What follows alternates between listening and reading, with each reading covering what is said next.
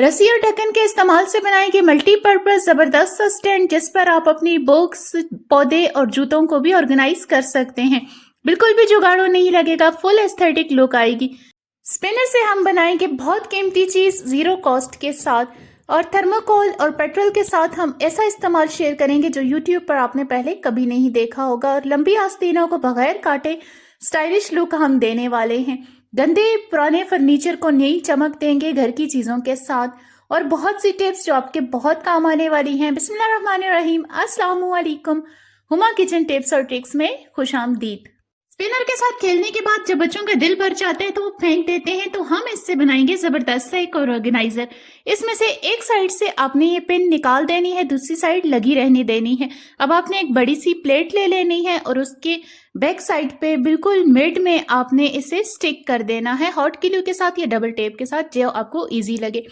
तो इतना ज़बरदस्त ये लेजी सुसन हमारे साथ बनकर तैयार हो गया। या आप बाज़ार से लें तो ये काफ़ी महंगा आता है। इससे आप अपने किचन को ऑर्गेनाइज कर सकते हैं। अब जो भी मसाला आपने लेना है आपकी आंखों के सामने होगा, बहुत से डिब्बे इसमें ऑर्गेनाइज हो जाएंगे, लेने भी आसान होगी और रखने भी आसान। इसी तरह दूसरा मैं आइडिया आपके साथ शेयर करूंगी। इसी स्पिनर को आप उठा के अगर प्लेट के दरमियान में रख देंगे, आपके पास कोई भी अच्छी सी कोई शीशे की प्लेट हो वो आप दरमियान में रख सकते हैं। अब जो हम बर्ड रोटेटिंग केक ट्रे लाते हैं तो वो जीरो कॉस्ट बनकर तैयार हो गई है। आपने खूबसूरत सी प्लेट का इंतखाब करना है और दरमियान में केक रख देना है, तो बहुत जबरदस्त लुक आ जाएगी, और वो भी जीरो कॉस्ट। थर्माकोल को थिनर के साथ या पेट्रोल के साथ या आप स्पिरिट के साथ मिला लें तो ये बहुत जल्दी पिघल जाता है। ये तो आपने यूट्यूब पर देखा भी होगा। और इससे जूतों को भी जोड़ा जाता है और इससे घर की प्लास्टिक की चीज़ों को भी जोड़ा जाता है। लेकिन आज मैं इससे हट के आपको इसका इस्तेमाल दिखाऊंगी जो आपने शायद कभी नहीं देखा होगा। अब आपने किसी बाउल में इसको थर्माकोल को डाल के साथ में आपने थिनर या स्पिरिट या पेट्रोल जो भी आपके पास अवेलेबल हो आप डाल दें, तो ये बहुत जल्दी मेल्ट हो जाएगा। इसकी कंसिस्टेंसी आपने थोड़ा रनी ही रखना है। तो इसका इस्तेमाल हम कहाँ करेंगे? हमारे जो सिंक का एरिया होता है यहाँ से फिलिंग उखड़ चुकी होती है, फिर ये लीकेज करता है।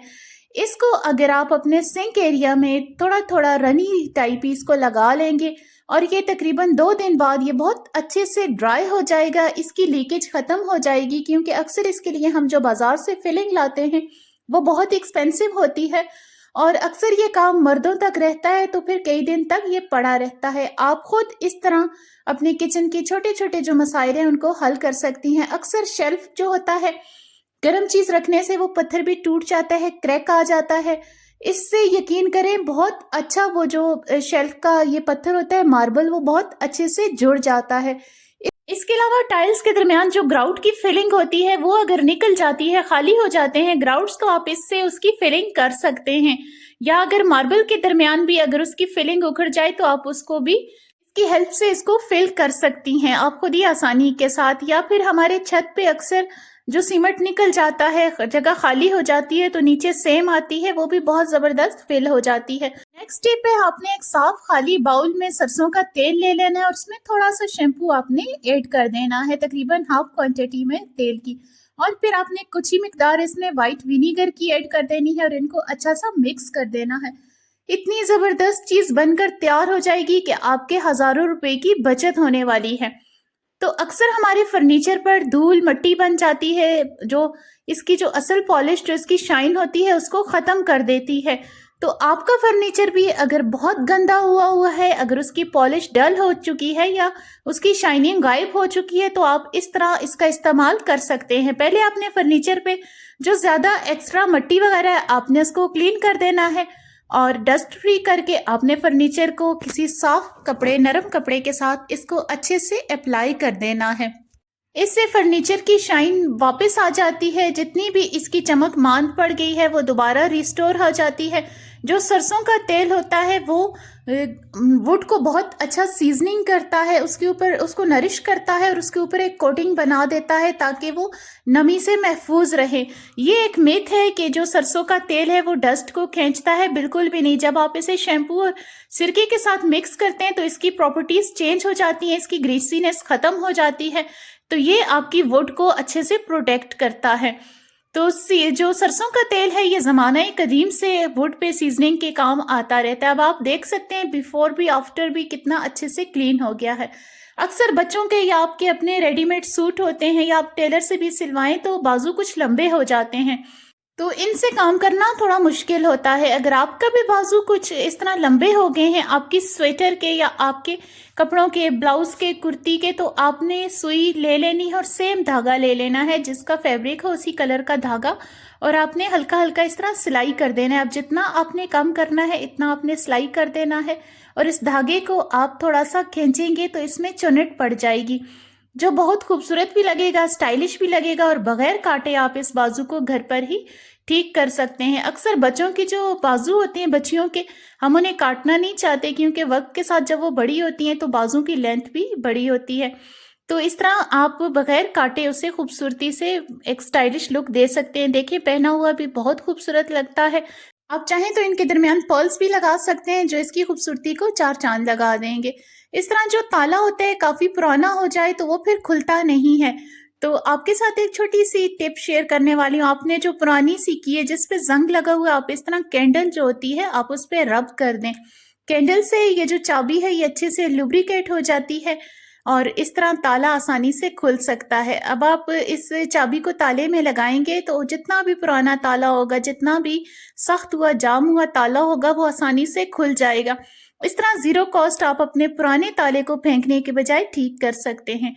इस तरह के जो बैग्स होते हैं अक्सर उसमें ब्लॉक्स आ जाते हैं, बच्चों के टॉयज आ जाते हैं, टॉयज तो फिर टूट जाते हैं, बैग्स पड़े रहते हैं, तो इनका भी मैं आपके साथ इस्तेमाल शेयर करूंगी। इसकी जिप भी लगी हुई है और ये ट्रांसपेरेंट भी है, तो ये हमारे बहुत काम आ सकता है। आपने इसके साथ डबल टेप लगा देनी है और इसे आप अपने किचन में अलमारी के अंदर इसको हैंग कर सकते हैं। किसी भी जगह, छुपी हुई जगह आप जब इसे स्टिक करेंगे तो हमारे घर में अक्सर साशे आते हैं या फालतू बहुत से पाउचेस जैसे कि केचप वगैरह के पाउच आ जाते हैं, या छोटे छोटे जो साशे हम मिसाले मंगवाते हैं तो आधे बच जाते हैं, तो आप इसमें रख सकते हैं। अक्सर ऑयल के साथ, पत्ती के साथ इस तरह के साशे जो मिलते हैं वो भी आप इसमें संभाल सकते हैं, पाउचेस वगैरह, तो विजिबल भी रहेंगे, इजी भी रहेंगे, तो एक्सपायर होने से पहले आप इन्हें इस्तेमाल कर सकेंगे। सामने रखे होंगे तो आपको याद भी रहेंगे, तो लेना और रखना भी आसान होगा। जिप के अंदर ये महफूज रहेंगे।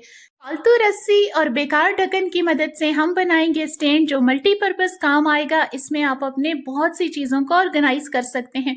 बनाना भी बहुत आसान है, 10 मिनट बनकर तैयार हो जाएगा और आपके घर में रखा हुआ भी बहुत खूबसूरत लगेगा। आपने ढक्कन में गर्म कील के साथ सुराख कर देना है और इस तरह के जो कार्डबोर्ड्स होते हैं हमारे घर में पड़े होते हैं, या इस तरह प्लाईवुड के जो पीसेस होते हैं, अक्सर घर में कंस्ट्रक्शन हो तो पड़े होते हैं, अगर ये भी नहीं है आपके पास तो इस तरह के पेपर बोर्ड्स तो अक्सर ही हमारे घरों में होते हैं। ये काफ़ी मजबूत होते हैं, ये वजन सहार सकते हैं, तो इसकी मदद से हम ये बना सकते हैं।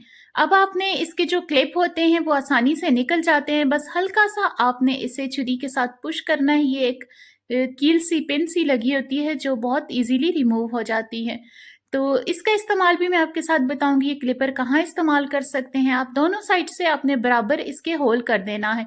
अब यहाँ एक टिप है, रस्सी के साथ जब आप स्कॉच टेप लगाएंगे तो इसके थ्रेड्स नहीं निकलेंगे, आसानी से ये ढक्कन के अंदर भी चली जाएगी। इसी तरह आपने एक ढक्कन में डाल कार्डबोर्ड के अंदर डाल देनी है।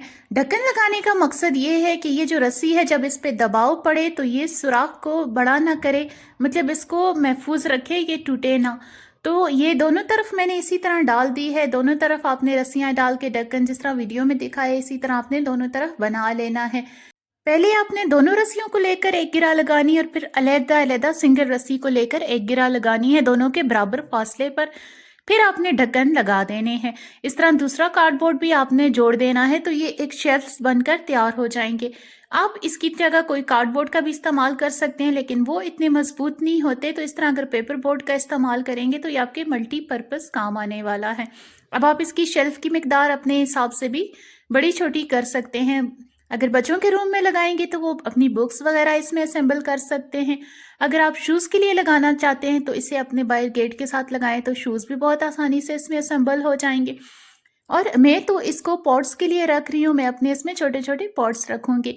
तो आपको आज की वीडियो में क्या अच्छा लगा और क्या आपको नया लगा ज़रूर बताइएगा कमेंट्स में। वीडियो अच्छी लगी तो लाइक कर दीजिएगा, चैनल पे नहीं हो तो सब्सक्राइब कर दीजिएगा, और अगर आप मेरे पहले से सब्सक्राइबर हैं तो मैं दिल से आपका शुक्रिया अदा करती हूँ।